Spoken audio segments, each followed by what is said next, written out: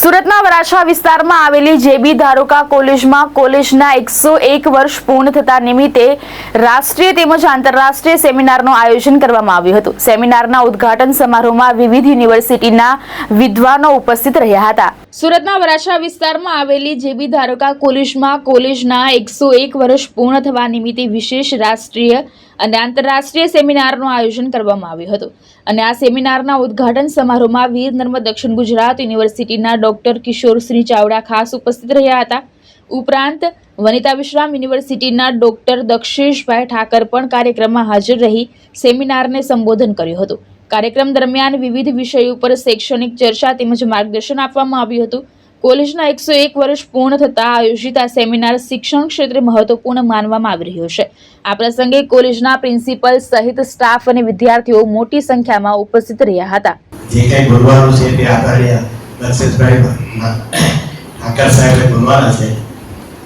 હું ખાલી જ્યારે સેમિનારમાં છે ત્યારે પહેલા તો સંસ્થાના આચાર્યશ્રીનો ખાસ આભાર અને અભિનંદન આપીએ।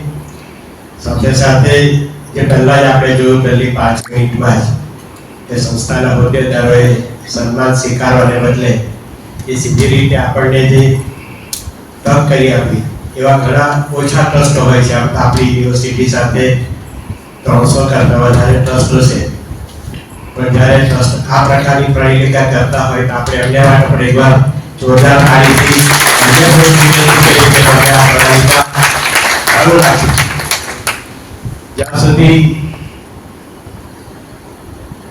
અધ્યયન અધ્યાપન અને સંશોધનને સવાલ છે ત્યાં સુધી।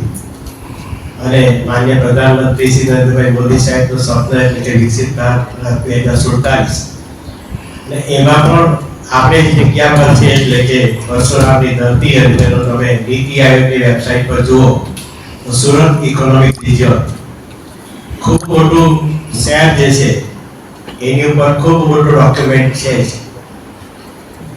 બીજી બધી અનેક રીતે ભારત રાષ્ટ્રના અલગ અલગ પ્રદેશો છે, અલગ અલગ વિસ્તારો છે, પણ છેલ્લા ઘણા વર્ષોથી એક વાત તે કહીએ છીએ કે આપણી પાસે યુનિક છે।